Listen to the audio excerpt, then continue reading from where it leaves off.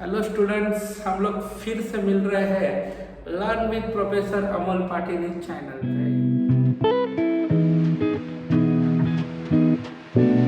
English का paper हो गया, अभी फिजिक्स का आने वाला है। ठीक है, तो उसके लिए कुछ इंपॉर्टेंट पार्ट में आपको देखे रखता हूँ, जैसे कि chapter number 15 structure of atom.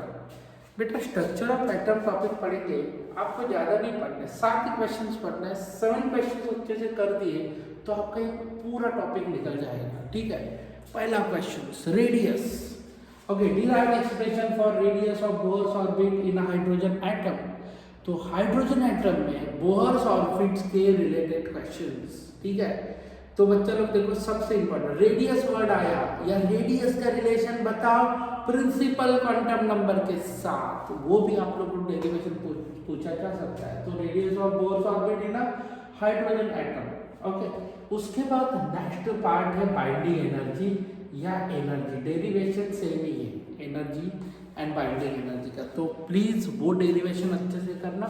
Derive expression for energy of Bohr's orbit, इसके लिए जो भी एनर्जी का पार्ट आएगा वो बाइंडिंग एनर्जी का एक डेरिवेशन अच्छे से करके जाना। Binding energy related with the principal quantum number, ऐसा भी क्वेश्चन पूछा जाएगा, तो उसका आगे का स्टेप। बोहर्स पोस्टुलेट, बच्चा लोग आपको ना 2 मार्क के लिए कोई एक पोस्टुलेट भी पूछ सकते हैं।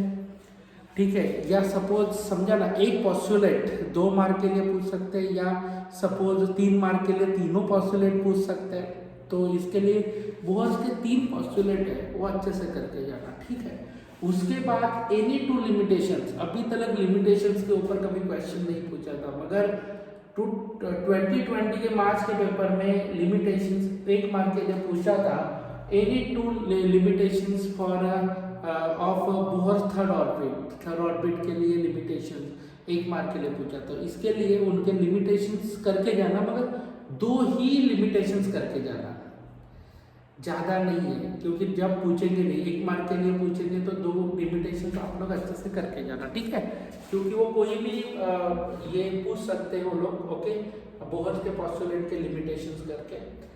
स्टेट लॉ ऑफ 4 नंबर का क्वेश्चन है, radio active DK.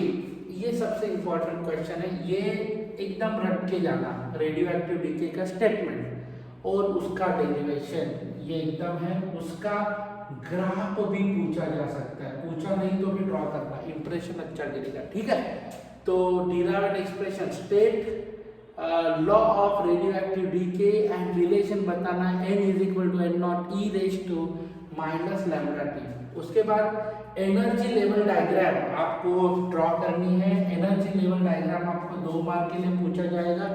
Draw neat and okay एकदम क्लीन वो एनर्जी लेवल डायग्राम ड्रॉ करना है। लेमन सीरीज, बाल्मर, पीफर्ट, ओके, और ब्रैकेट। ओके, ये सब सीरीज को अच्छे से बताना उस डायग्राम में। उसके बाद derived expression for de Broglie wavelength for potential difference. याद रखना, डी ब्रॉगली वेवलेंथ है ना, वो ड्यूअल नेचर में भी आता है। तो बहुत सारे लोग उधर का डेरिवेशन लिखते हैं, ड्यूअल नेचर का, डी ब्रॉगली वेवलेंथ का, मगर वो नहीं लिखना है। देखो, पोटेंशियल डिफरेंस V के लिए डी ब्रॉगली वेवलेंथ का अलग फार्मूला है, तो उसके रिगार्ड आपको वो करना पड़ेगा। ठीक है, तो de Broglie wavelength for potential difference V electron के लिए। और बेटा short note, nuclear fusion and nuclear fission, fusion and fission का वो एक शॉर्ट नोट अच्छे से करके जाओ। 2 मार्क के लिए पूछा जाएगा।